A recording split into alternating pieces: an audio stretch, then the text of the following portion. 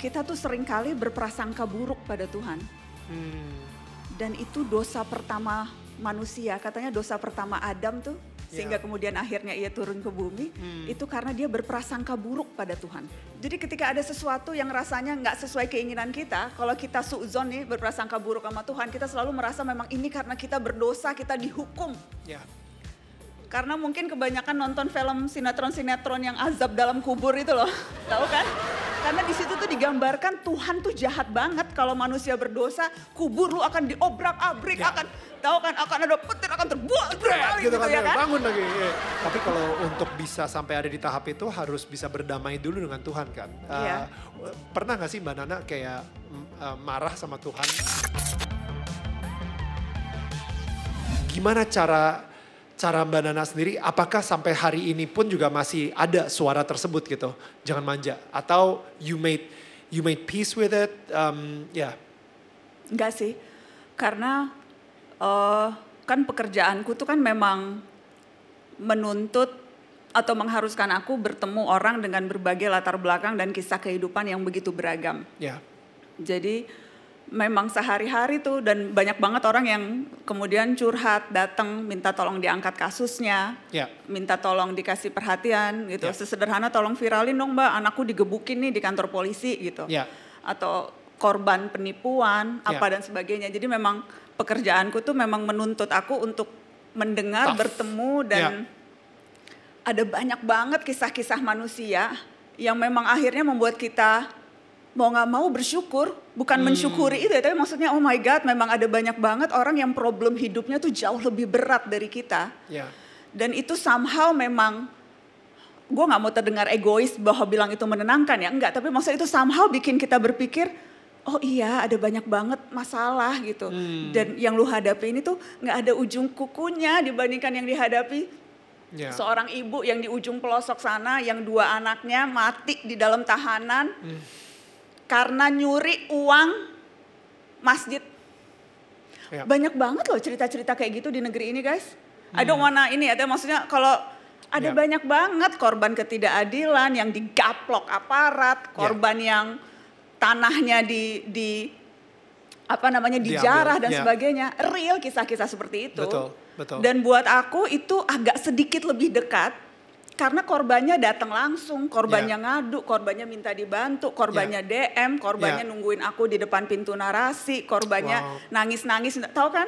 Karena I deal with that lebih sering, jadi ya lebih itu membuat aku kemudian ya mensyukuri apa yang kayaknya nggak ada, ini is nothing, ada banyak banget yang jauh lebih berat hidupnya gitu sih. Soalnya bahayanya ya itu ya, ketika kita udah mulai ngomong seperti itu ke diri kita sendiri, yang ada ketika kita misalnya anak kita atau suami kita, malah kita juga ngomongin, gitu aja manja banget, lihat nih yang ini ada yang lebih parah lagi dan lain-lain. Nah ngomongin soal Mas Baim, suami Mbak Nana, ketika kita udah denger cerita dari Mbak Nana, dan bahkan di beberapa podcast juga udah banyak, tapi kita gak pernah denger ceritanya Mas Baim ketika harus kehilangan Namia selama 4 jam gitu. Cuman 4 jam, mungkin beliau yang ngelihat juga gitu saat itu. Bagaimana kalian bisa bertahan dari 8 tahun yang lalu sampai hari ini merayakan ulang tahun pernikahan ke-25. Karena I don't know ya, kalau misalnya itu, amit-amit gitu. Tapi maksudnya saya sama Viola untungnya belum, dan mudah-mudahan gak akan pernah ngelewatin hal seberat itu gitu. How was that with your own marriage? Jujur memang dia yang menguatkan sih. Iya, mungkin ya karena waktu itu ngelihat gue yang udah, ada satu poin di mana gue takut gak bisa berhenti nangis. Gue tuh gimana ini gak bisa berhenti, tahu kan kalau ketika nangis tuh takut gak bisa berhenti gitu. Jadi ada tuh momen-momen itu. Tapi ya memang dia yang menguatkan sih. Dan kemudian kan masih ada Izat juga, masih ada Izat gitu. Dan Izat juga yang lagi nunggu-nunggu banget adik perempuan gitu. Jadi ya Baim dan Izat sih, dan mungkin kadang ngelihat aku juga. Ngelihat aku kayaknya berusaha ngejaga perasaan gitu kan. Nih the boys trying to protect apa namanya Mom, mamnya gitu. Jadi tapi sesungguhnya kalau sekarang diinget-inget tuh aku agak blur sih. Kayaknya masa-masa itu tuh I don't know, aku I'm trying to agak blur sih masa-masa itu buat aku. Jadi 2 poin sih sebenarnya yang pengen saya tanyain. Pertama, gimana akhirnya bisa berdamai dengan diri sendiri, forgiving yourself with that incident. Sama yang kedua, bagaimana berdamai dengan Tuhan. Karena kita seperti udah ngelakuin apa aja, kita bernazar, kita udah deal-dealang, kita in a way kasar ya, kita berusaha nyogok Tuhan pun juga tetap aja ya Tuhan malah mengambil Namia gitu. Jadi bagaimana akhirnya bisa berdamai dengan Tuhan? Yang pertama dengan diri sendiri deh, dengan Mbak Nana. Healingnya seperti apa? Typical working woman, healingnya kerja. Wow, ya. Kerja. Dan sejak itu kayaknya mata Najwa take off-nya tuh sejak itu deh. Karena I put every energy in my work gitu ya. Wow. So ya itu. Okay. Terus pada waktu itu tuh juga aku secara struktural di Metro TV, aku jadi wakil pemimpin redaksi. Jadi kerjaannya jadi tambah banyak banget juga gitu ya. Karena ngurusin dohor redaksi. Terus waktu itu pemilu, jadi ngurusin pemilu apa dan sebagainya. Jadi ya itu gitu. Healingnya kerja. Ya, which is sebetulnya mungkin nggak disarankan ya. Tapi itu opsi yang ada saat itu adalah mencurahkan energi di kerja. Sama aku jadi jauh lebih cautious terhadap kesehatan. Itu pertama kali aku jadi punya membership gym tuh ketika itu. Niatannya waktu itu untuk pertama niatannya tuh sesederhana mau kurus gitu. Karena kalau lu gemuk setelah melahirkan tapi ada anak tuh nggak apa-apa, lu gemuknya buat anak gitu kan. Lu nyusuin ya memang lu harus gemuk untuk nyusuin. Ini udah anaknya meninggal, lu masih, jadi tahu kan, jadi itu energi itu aku curahkan juga to get back in shape gitu. Aku olahraga, aku ke gym, aku ini. Sama ya itu terus menerus yang sampai sekarang aku lakukan tuh belajar tawakal, belajar. Artinya apa tuh? Tawakal itu kata Abi itu dari kata wakilu dan yakilu, mewakilkan, diwakilkan. Jadi kalau kita tawakal itu kita menyerahkan urusan kita, minta diwakilkan kepada Tuhan. Tapi kata Abi bedanya kalau minta perwakilan manusia sama perwakilan Tuhan. Perwakilan manusia tuh kita biasanya ya udah terserah lu deh wakilnya, lu melakukan apapun gitu. Udah gua wakilin, you do what you have to do gitu. Tapi kalau kita minta urusan kita diwakili oleh Tuhan, it doesn't work. Terserah Tuhan, maksudnya we have to put the effort juga. Harus ada effortnya, and then to some extent kita serahkan ke Tuhan biar Tuhan yang mewakili urusan-urusan kita. Jadi that's what I'm trying to do gitu maksudnya. Tapi kalau untuk bisa sampai ada di tahap itu harus bisa berdamai dulu dengan Tuhan kan. Pernah gak sih Mbak Nana kayak marah sama Tuhan dan bagaimana akhirnya, kalau misalnya pernah, bagaimana akhirnya bisa berdamai dengan Tuhan? Abi selalu ngulang-ngulang ini dari dulu. Sebetulnya dan Abi juga bilang, kita tuh seringkali berprasangka buruk pada Tuhan. Dan itu dosa pertama manusia, katanya dosa pertama Adam tuh, sehingga kemudian akhirnya ia turun ke bumi, itu karena dia berprasangka buruk pada Tuhan. Padahal Tuhan itu maha baik, maha mencintai umatnya, dan selalu mau menerima cinta umatnya. Jadi prasangka baik sama Tuhan gitu. Jadi ketika ada sesuatu yang rasanya nggak sesuai keinginan kita, kalau kita suudzon nih berprasangka buruk sama Tuhan, kita selalu merasa memang ini karena kita berdosa, kita dihukum. Karena mungkin kebanyakan nonton film sinetron-sinetron yang azab dalam kubur itu loh, tahu kan? Gue suka prihatin banget tuh. Karena di situ tuh digambarkan Tuhan tuh jahat banget kalau manusia berdosa, kubur lu akan diobrak-abrik, akan tahu kan, akan ada petir, akan terbuat terbalik gitu ya kan. Bangun lagi. Jadi nih pola pikir kita tuh seolah-olah Tuhan tuh jahat. Padahal Tuhan tuh rahmat, penuh kasih. Jadi apapun yang terjadi pada kita, kalau kita berprasangka baik sama Tuhan, yang tadi urusan-urusan kita serahkan pada Tuhan. Abi juga pernah bilang tuh kalau kita ingin kembali ke Tuhan, itu diibaratkan kita berjalan. Ketika kita berjalan pada Tuhan, Tuhan akan berlari menghampiri kita. Jadi seberapapun usaha kita dekat pada Tuhan, Tuhan akan melebihi itu untuk dekat ke kita. Kita baru melangkah, Tuhan seneng banget lihat ada orang mau dekat ke dia, dia lari nyambut kita. Wow. Ya. Itu tuh analogi-analogi yang selalu diberikan ke Abi, Ya. diberikan Abi ke aku gitu. Ya. Yang lebih gampang diomongin ya guys, I know. Ya. Tetapi pemahaman itu tuh bikin jadi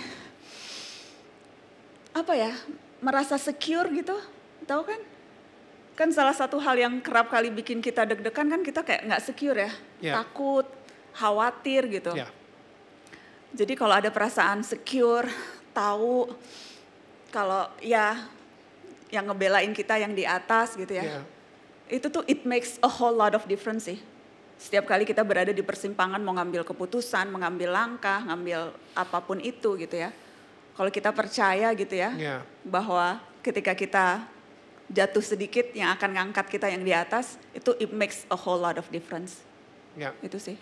And I think itu dia kenapa kita sebagai orang yang percaya sama Tuhan, kita juga percaya sama adanya surga dan neraka.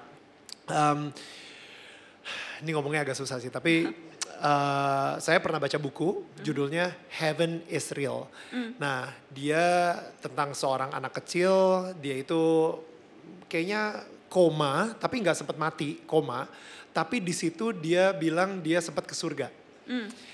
Pas dia di surga, ketemulah di situ ya sama Yesus dan sama ada beberapa orang-orang sama dan lain-lain. Dia balik lagi ke bumi dan ayahnya nanya, oh lu kok gini? Ya ayah, saya bahkan ngeliat ketika ayah tuh lagi berdoa gitu di kapelnya rumah sakit tersebut gitu. Berdoa lagi marah-marah lagi teriak-teriak ke Tuhan gitu. Aku ngeliat gitu dan habis itu aku ngeliat seorang tua yang cukup tapi mukanya masih dia bilang, oh enggak, dia ngakunya sebagai kakek dari si anak ini gitu. Hah? Kakek yang ini? Dia kasih lihat fotonya, tapi foto tuanya. Oh bukan. Yang ini, dia kasih lihat foto yang lebih muda lagi. Yes, itu dia. Jadi foto hitam putih masih ini. Ya, itu dia. Ini yang bilang kalau misalnya dia itu adalah kakeknya saya. Tapi ini nih Mbak Nana, yang ini yang mungkin bikin saya agak nggak enak ngomongnya gitu ya. Tapi dia nggak apa-apa ngomong aja. Dia sendiri juga ngomong bahwa dia ketemu dengan seorang anak perempuan gitu. Dan si anak perempuan ini bilang, I'm your sister. Nah, dia nanya sama ibunya. Ibunya bilang, huh? You don't have a sister? Lu satu-satunya anak kita gitu segala. No, dia bilang I have a sister, lebih gede gitu. Dan di situ nyokapnya baru ngeh kalau misalnya dia pernah keguguran. Dan anaknya pun juga, gue ngomongnya juga udah hampir mau nangis nih. Karena gue ngerasa sekarang ini Namia pun juga di surga udah 8 tahun. Udah damai. Tidak merasakan kesakitan gitu sama Tuhan. Dan itu yang mungkin bisa memberikan kita harapan, bisa memberikan kita kekuatan bahwa ya itulah cintanya Tuhan gitu. Dan nanti suatu saat Mbak Nana ketika waktunya sudah tiba akan ketemu lagi kok sama Namia dan sama Tuhan juga di situ. Insyaallah. Dan benar-benar menikmati surga sama-sama gitu. Amin. Jadi ya itu yang gue baca dari si buku Heaven is Real dan gue ngerasa gak tahu ya, itu memberikan gue harapan banget sih. Bahwa benar-benar dunia ini hanya waktu yang sementara banget buat kita. Bahwa eternity-nya selamanya itu kita akan di surga sana gitu. Iya. Gitu sih. Iya, aku percaya banget sih itu. Mudah-mudahan bisa menguatkan. Thank you. Thank you so much. Ya. Mbak Nana, gue actually ngomong ke Mbak Nana kan kalau misalnya pas di awal-awal gue bilang gila ini kita bakal ngadain Daniel tetangga kamu live on stage untuk pertama kalinya. Ini jujur gue takut banget dan bahkan gue sempat nelfon sama lo, gue curhat juga ke lo tentang itu kan. Jadi sebenarnya nih guys ya kalau misalnya kalian pengen tahu nih ini obrolan gue sama Mbak Nana gitu. Karena di sebelum menuju ke sini gue kayak mendapatkan tsunami of fear of failure. Ketakutan akan kegagalan gitu. Wah benar-benar serem banget. Jadi apapun alasannya bisa gue jadiin alasan untuk nge-cancel acara ini. Ya. You know what I mean?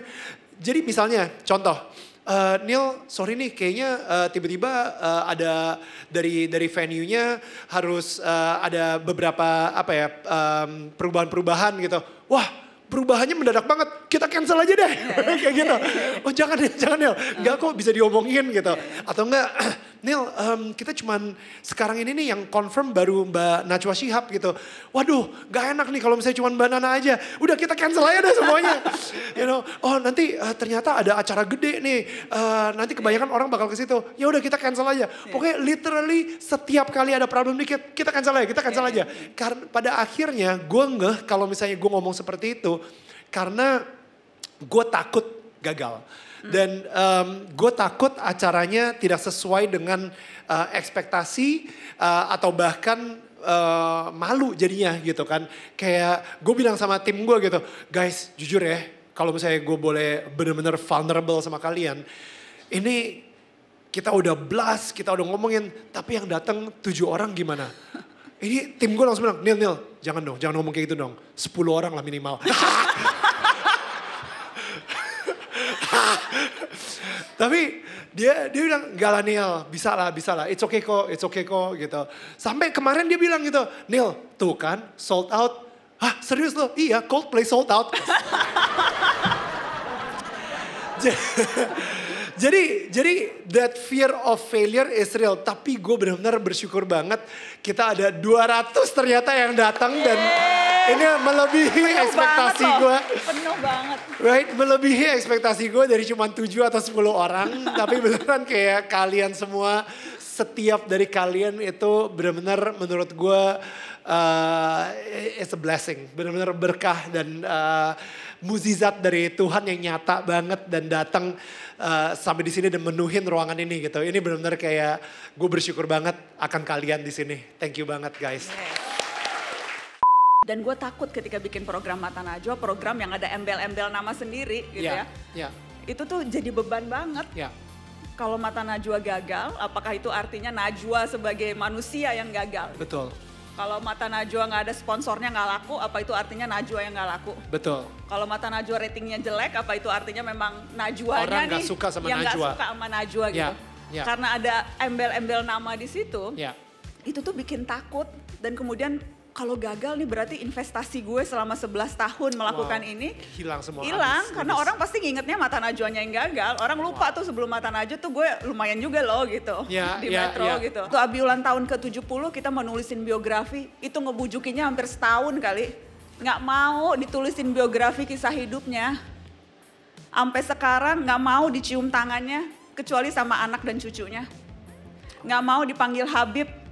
Di tengah situasi yang sekarang lagi inflasi Habib. Kayaknya bagian ini viral nanti.